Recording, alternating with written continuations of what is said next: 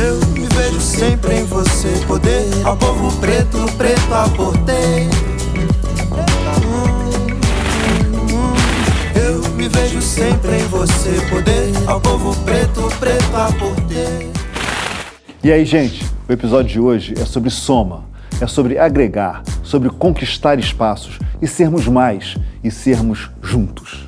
Hoje vamos apresentar profissionais negros que brilharam em posições de destaque nas mais diversas áreas para outros profissionais negros que ainda buscam seu lugar ao sol, seja nas universidades ou nas grandes empresas. A gente vai reunir esse pessoal em torno de uma discussão muito relevante nos dias de hoje: pretos em posição de poder. Pode ser no poder público ou à frente de uma agência de publicidade, como executivo ou CEO. Pode ser nos tribunais de justiça ou ainda como médicos nos corredores dos grandes hospitais do país. Preta Porter vai tornar visíveis personagens inspiradores. Esse é também um episódio sobre dívida histórica e, óbvio, sobre cotas, a pedra no sapato dos racistas de plantão. Cotas para pretos nas universidades sempre despertaram muita polêmica entre os brasileiros. Mas por que, Neizona? Acredita que ainda tem gente que se pergunta se é justo que existam cotas? É sério? Também existem muitos negros, inclusive nesse episódio, que são formados, que são doutores, mas que não passaram pelo sistema de cotas. Achar que eles não existem é também um jeito de invisibilizar profissionais negros. Cota não é nota, é dívida.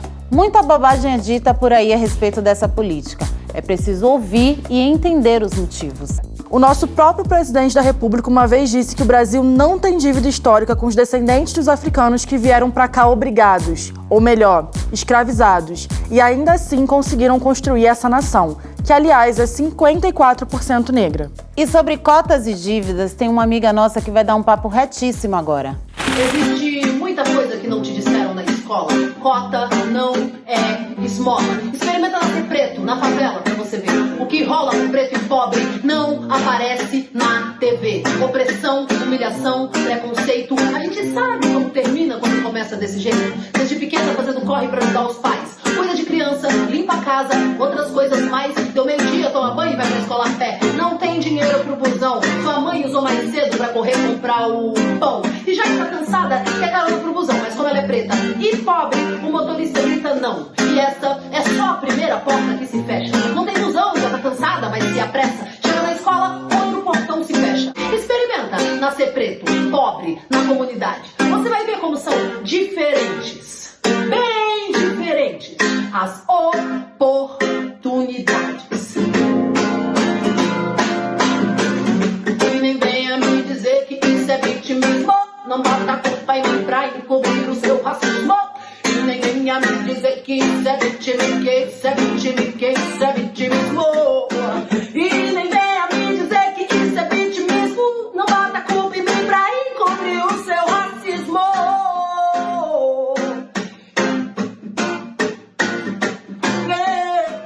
São nações escravizadas e culturas assassinadas. É a voz que ecoa do tambor.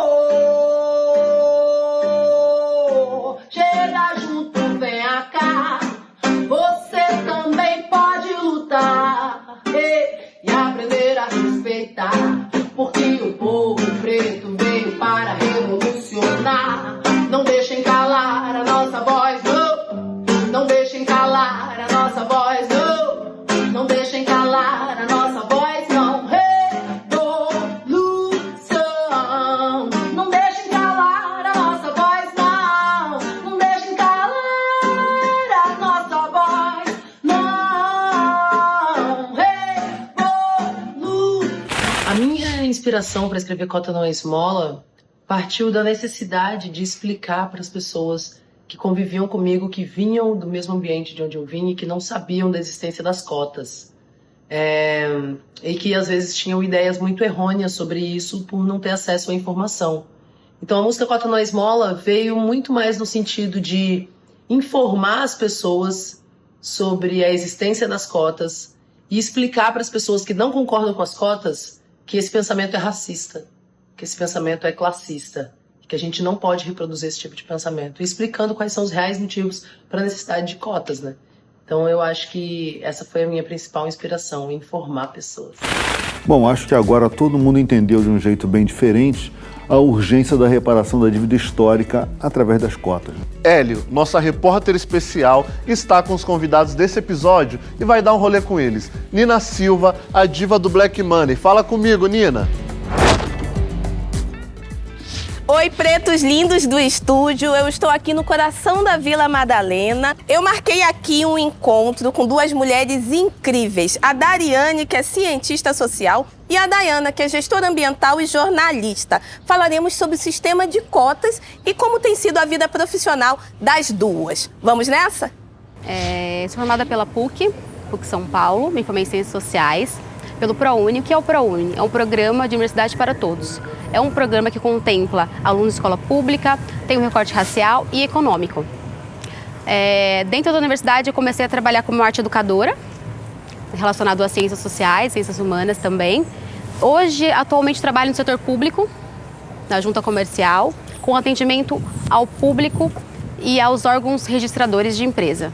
Bom, eu sou jornalista, me formei pela Universidade Presbiteriana Mackenzie em 2012 também. Entrei em 2007 e agora eu sou gestora ambiental também, juntei as duas carreiras, estudo na USP e fiz cotas. Dai, você tocou num ponto central da nossa conversa. Às vezes as pessoas acham que é mais fácil entrar na faculdade pelo sistema de cotas. Bom, vamos desmistificar isso? Conta pra gente, né? Como que faz e do que se trata, como funciona? Então, Nina, é muito simples, vou explicar para você. É o seguinte, a gente presta uma prova, a prova do Enem. A partir dessa prova, a gente tem uma pontuação e a partir dessa pontuação a gente escolhe a universidade privada ou pública que a gente quer estar pleiteando uma vaga. E aí, a nota é o que vale nesse caso, né? Sim, a nota é o que vale. Tanto que cada curso tem uma nota equivalente. Mas durante a faculdade, Dai, conta pra mim como que foi? Você sentiu discriminação? Como que era ser uma aluna cotista? Não verbal, discriminação verbal não, mas eu sentia discriminação física. Quando eu me reuni com os meus amigos, eu comecei a perceber que eu me reunia com a maior parte cotista, que a gente tinha uma identificação. Mas eu senti uma pressão, sim, por parte dos professores, mas eles não sabiam, por exemplo, que eu era cotista. Eu lembro que no primeiro ano da universidade, né, no curso de Sociologia, o professor fez a seguinte pergunta na primeira aula dele. Quem aqui da sala é cotista? Levante a mão. Nesse momento, eu não tinha entendido muito bem, né? Eu estava trabalhando a questão da minha consciência racial, mas eu achei aquilo muito estranho. A gente levantou a mão e ele começou a fazer perguntas relacionadas à nossa vida pessoal. Se a gente tinha filho, se a gente trabalhava. E assim, nesse momento, a gente se juntou. Hoje são meus amigos fora da universidade. Houve uma aproximação através das histórias que vão se interlaçando, mas eu achei, assim, desnecessário esse tipo de pergunta. Foi, assim, foram 2 anos de aula com ele que foi muito difícil, porque o ranço se instalou e nunca mais saiu. Não, e é o ambiente, né? Durante a faculdade, a gente precisa, muitas das vezes, estar também em transformação da nossa vida. Mas no mercado de trabalho, vocês também se depararam com situações veladas ou até mesmo não tão veladas assim? Descarada. Tiveram situações, por exemplo, que eu trabalhei numa TV e eu sentia que eu era cortada.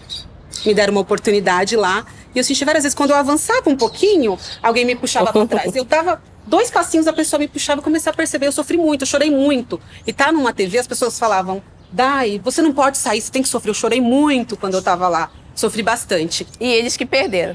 Com certeza. Muito, bebê. E é sobre isso, né? É sobre essa transgressão, nós sairmos desse lugar que muitas vezes nos é colocado e quando a gente sai, eles querem retornar, mas aí a gente mostra. Olha, meu amor, a média dos alunos cotistas, em sua maioria, é uma média maior de nota do que o aluno não cotista. A pessoa negra não é qualquer pessoa negra, é somente ser negro que você vai adentrar ao sistema de cotas. Tem uma questão também de remuneração, de rendas familiar, então a gente não pode simplesmente achar que cota é um privilégio. Não se trata de privilégio, se trata de reparação.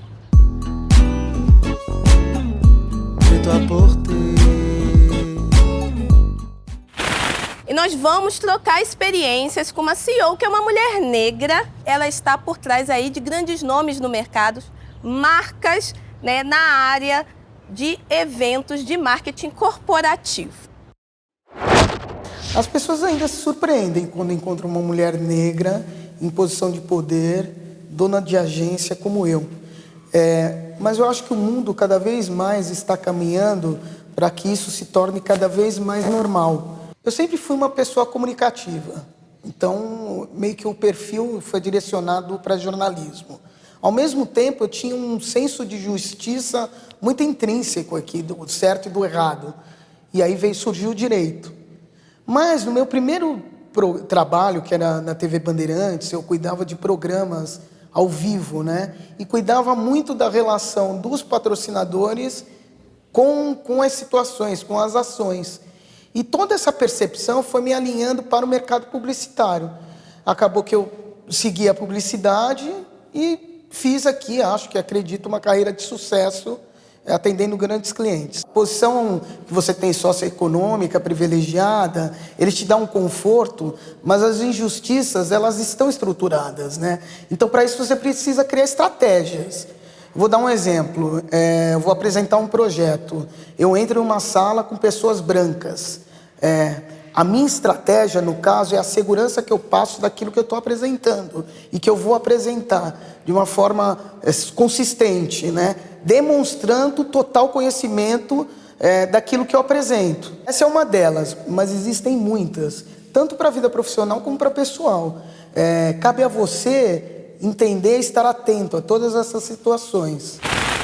E aí, gente, posso participar aí também? Então, Luciano, deixa eu perguntar uma coisa pra você. As pessoas ainda ficam surpresas de ver um homem negro na sua posição? Ou isso já se tornou algo normal? Olha, eu nunca percebi, sabe, isso quando eu estou contextualizado. O que eu quero dizer?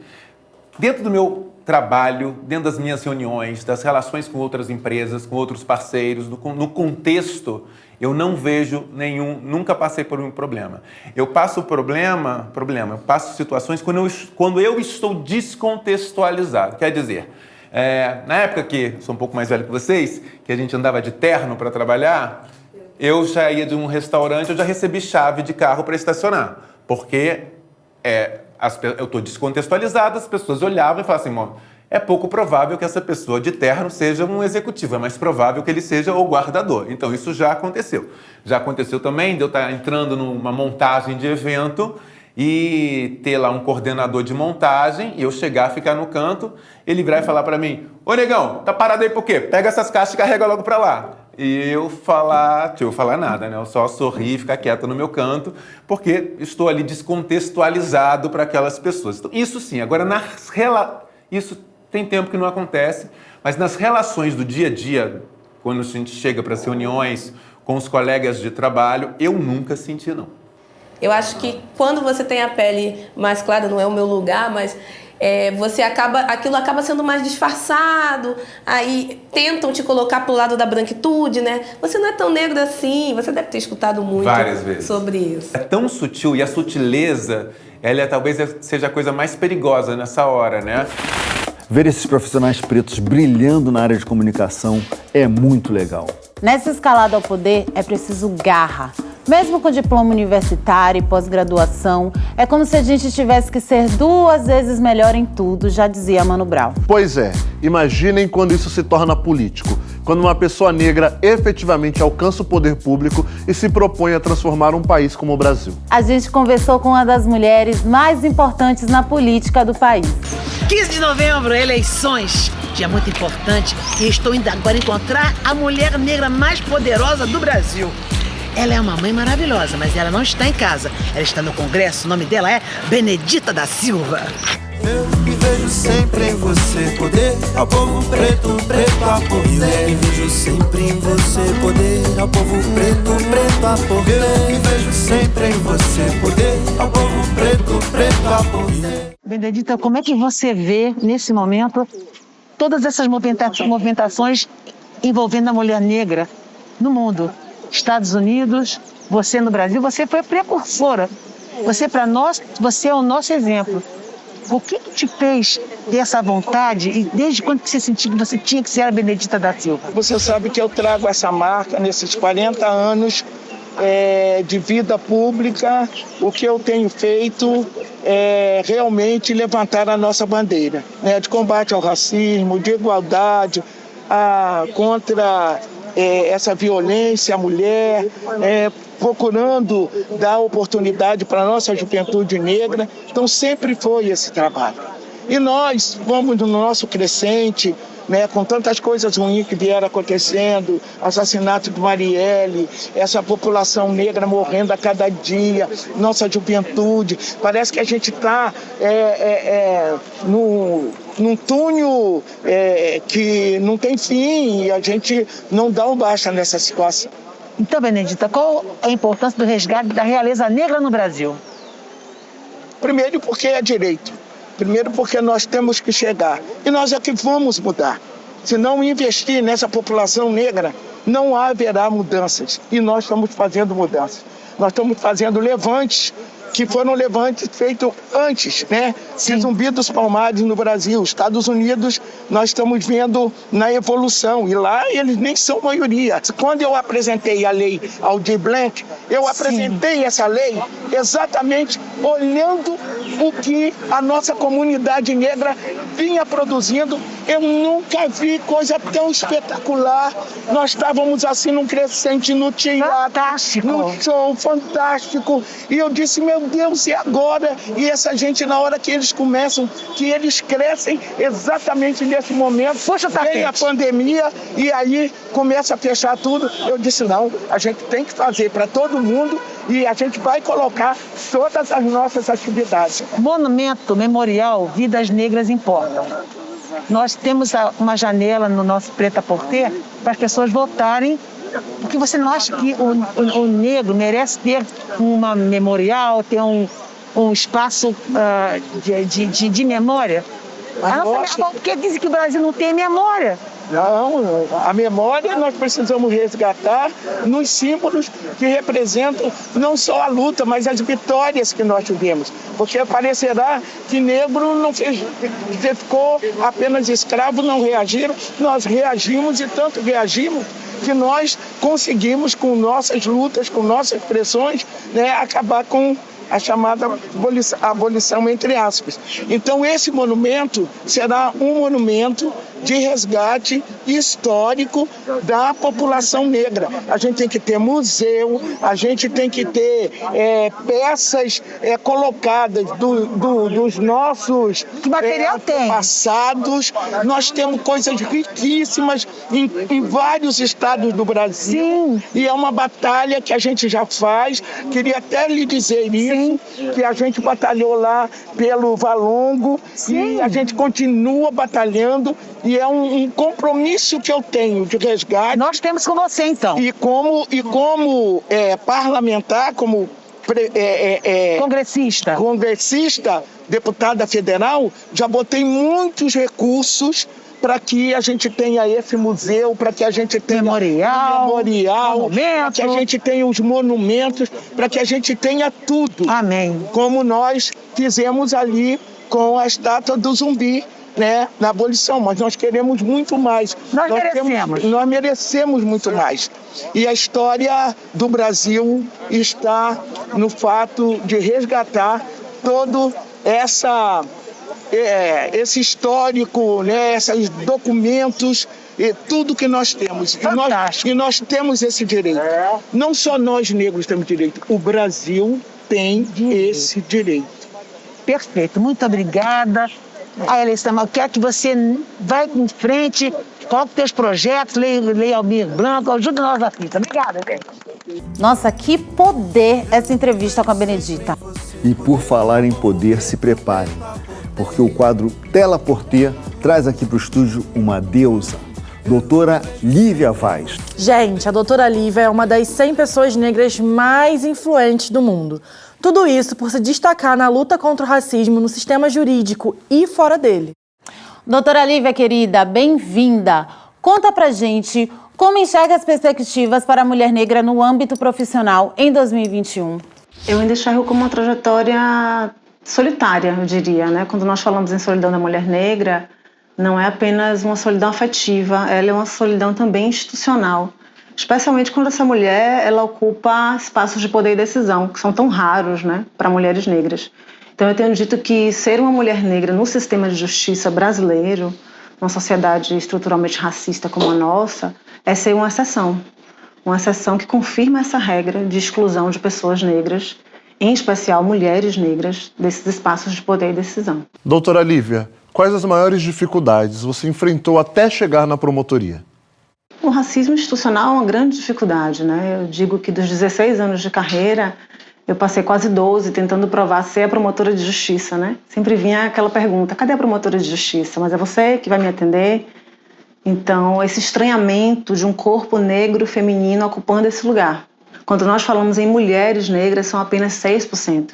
E isso causa um impacto direto na forma como essa justiça é construída, na forma como o serviço do sistema de justiça é oferecido ao cidadão e à cidadã. Foi necessário criar uma estratégia para chegar ao poder? Eu tenho dito que é preciso tornar-se negra nesse lugar. Não adianta nós estarmos ocupando um espaço de poder e repetindo e reproduzindo o que o racismo estrutural e o racismo institucional já fazem cotidianamente. Você é considerada hoje uma das 100 pessoas negras mais influentes do mundo. Como isso aconteceu? Vem como um reconhecimento, mas para mim, mais do que isso, vem como um incentivo para continuar nessa luta, que para mim não é só uma atribuição funcional, para mim é uma missão de vida, né? Eu tenho dito que eu sou uma mulher negra promotora de justiça e não uma promotora de justiça negra. De que forma ser uma mulher negra te ajudou na sua trajetória? Nosso país ainda é muito racista, muito sexista, classista, mas nós não podemos esperar que o país esteja preparado, né? Nós já tivemos quase 400 anos de escravização, um país que mesmo 132 anos após a Lei Áurea, que é uma lei que declara abolida a escravidão, eu digo que é uma pseudo-abolição ou uma abolição em processo. Então, mesmo 132 anos após essa lei, nós temos o fator raça como um fator determinante de todas as desigualdades no nosso país, do nosso nascimento até a nossa morte. E o que você acha da efervescência do debate racial que está acontecendo no Brasil? Significa estar num espaço de busca de transformação, de possibilidade de transformação. Eu faço uma distinção entre experiência de racismo e consciência racial. Todas as pessoas negras no Brasil vão ter experiências de racismo, isso é inevitável no nosso país, basta ligar a televisão e não se vê.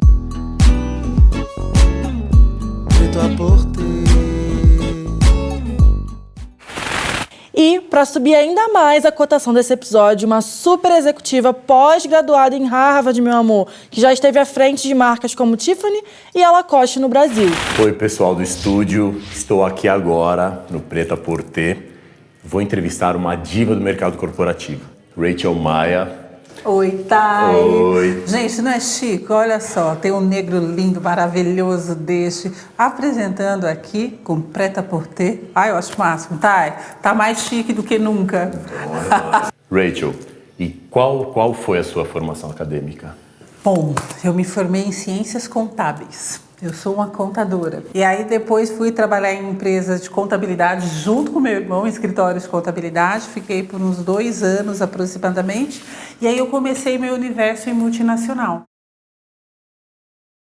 Na 7-Eleven eu fui contratada como contadora e da contabilidade eles me promoveram a diretora financeira e aí a diretoria financeira eu comecei a sentir falta do inglês.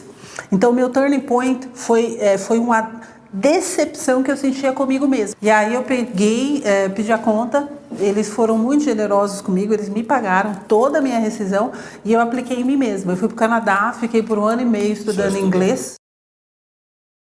Nós, negros, né? Nós pretos, né? De pele preta, Você diz brasileiro ou pardo, ou worldwide? Worldwide.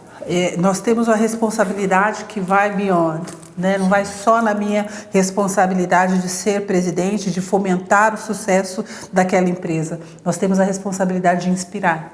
Então, essa responsabilidade de inspirar, muitas vezes, chega a ser pesado. Exato. Chega então, a mas ser quando pesado. você percebeu isso, qual o peso que isso traz? Uma mulher que já tem uma mulher preta de e pele no cargo retinta, de poder. Isso, porque não retinta, basta falar tem que é colorismo, preto, né? isso Tem a questão mesmo. do colorismo. É muito importante, porque quando as pessoas olham e falam assim, putz, mas, né, Rachel, você não precisa se sentir mais, né, preta, porque você já está sentado na cadeira de presidente.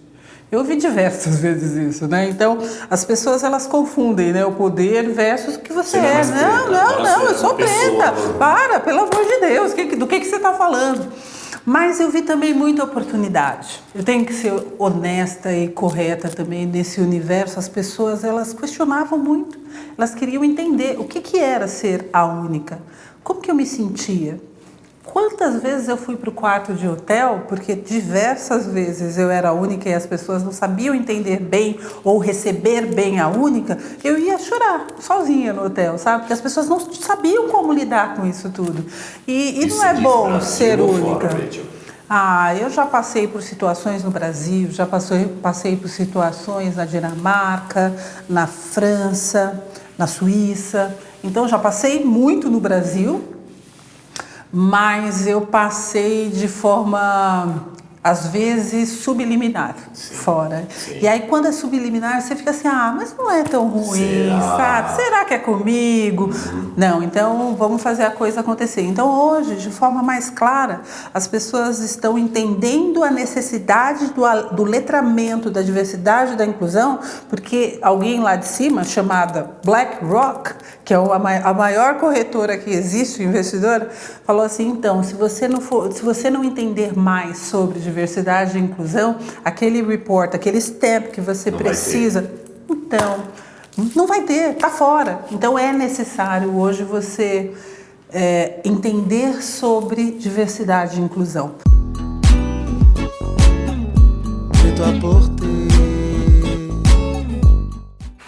Eu tenho certeza que muita gente aqui não sabe que a Avenida Rebouças, em São Paulo, e o túnel no Rio foram batizados em homenagem a um engenheiro preto, André Rebouças.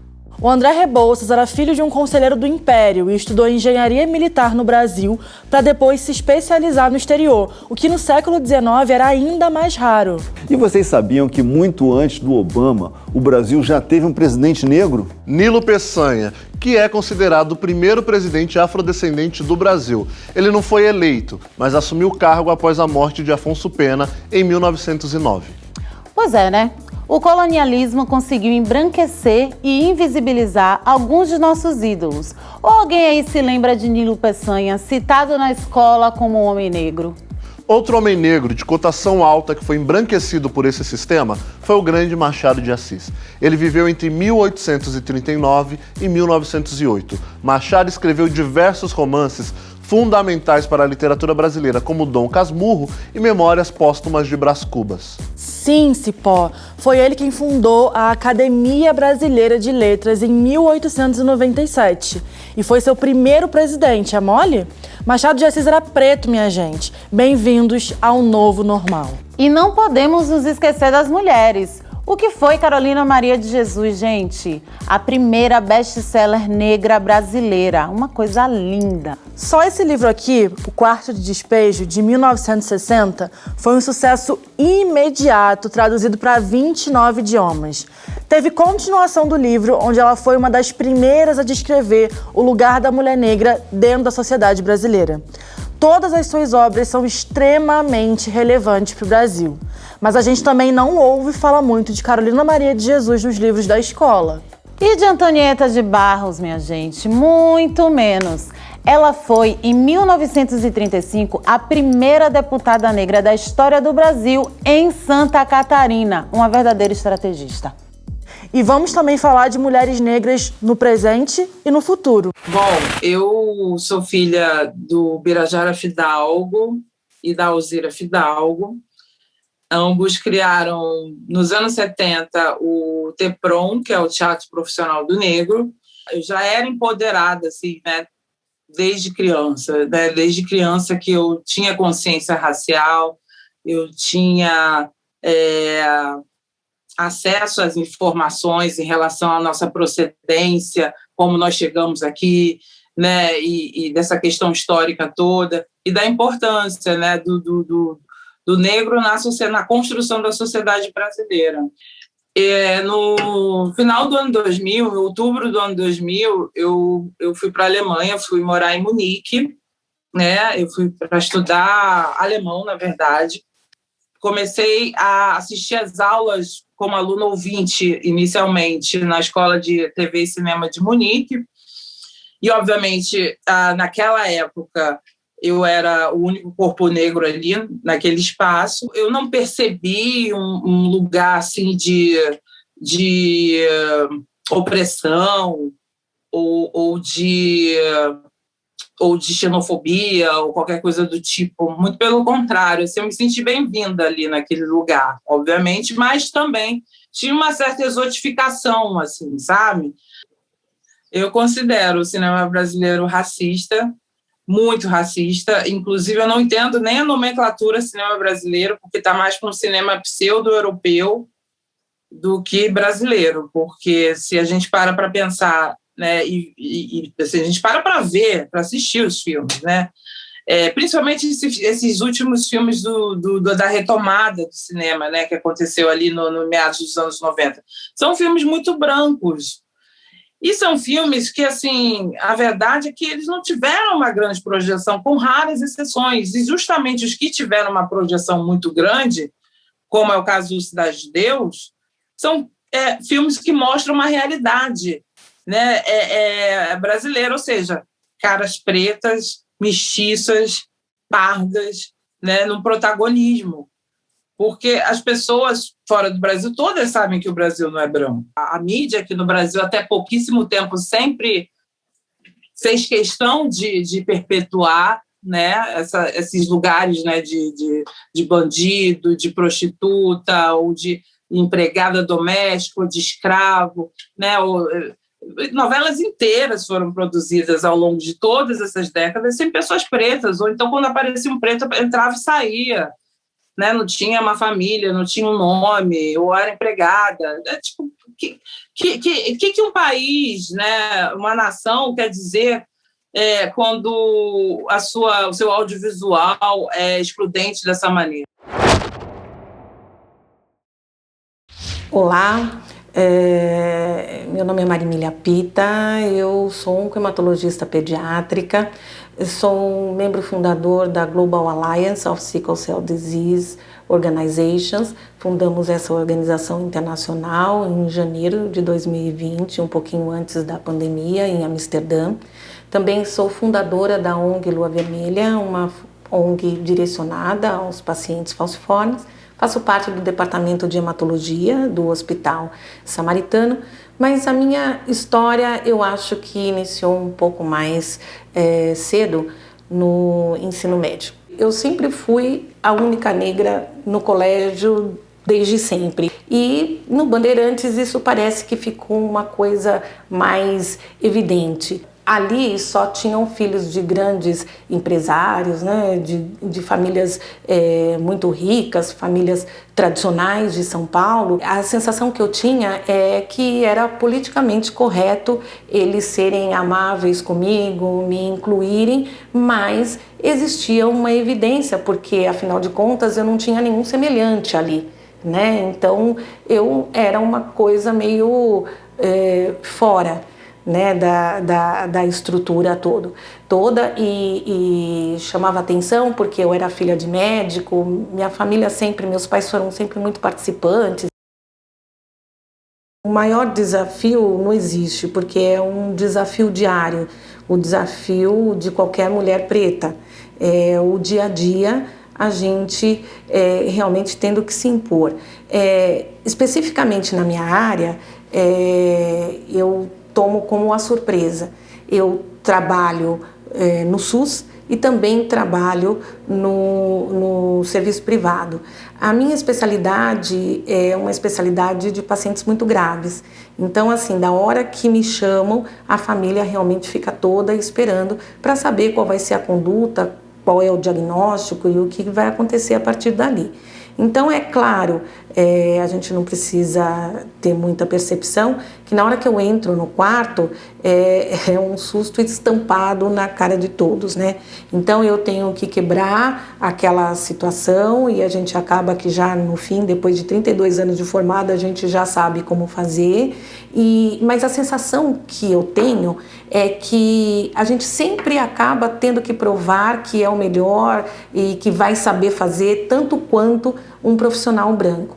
Então, é óbvio que no dia a dia, se eu não estiver sentada na minha cadeira, vão sempre achar que eu sou enfermeira. Eu já ouvi de paciente, mas a consulta vai ser quando? Logo no começo da consulta. Eu dou aula numa faculdade de medicina, e com os alunos do 6º ano da medicina, e na faculdade, que é uma faculdade privada, que eu dou aula, a mais cara de São Paulo, até hoje eu só tive um aluno negro, né?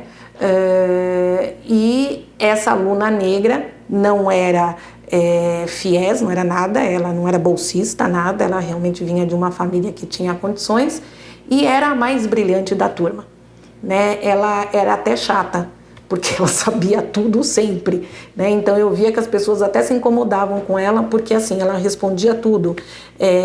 A sensação que eu tinha é que ela precisava ser a melhor. Gente, que papo maravilhoso! Que trajetórias fantásticas, um orgulho de cada uma de vocês, mestras. Eu acho que toda essa turma que apareceu por aqui consegue mostrar que o Brasil está cheio de histórias pretas vitoriosas que ainda não são mostradas na proporção que a gente merece, mas que estão se tornando visíveis para ajudar a construir o mundo das próximas gerações. E não somente em forma de cotas, mas também em forma de respeito e de reconhecimento. É isso que vai mudar o panorama do sistema que a gente está vivendo. É hora de tudo ser reparado, em todos os níveis. Vidas negras importam, atuam, desenvolvem, criam, votam, projetam cidades, governam potências mundiais. E vidas negras estão cada vez mais livres para conquistar todos os espaços perdidos no tempo e na história. A minha realeza, preta por ter. Eu me vejo sempre em você, poder ao povo preto, preto a poder. Eu me vejo sempre em você, poder ao povo preto, preto a poder. Eu me vejo sempre em você, poder ao povo preto, preto a poder. Eu me vejo sempre em você, poder ao povo preto, preto a poder. Preta a poder, preto a poder. Ao povo preto, poder ao povo preto.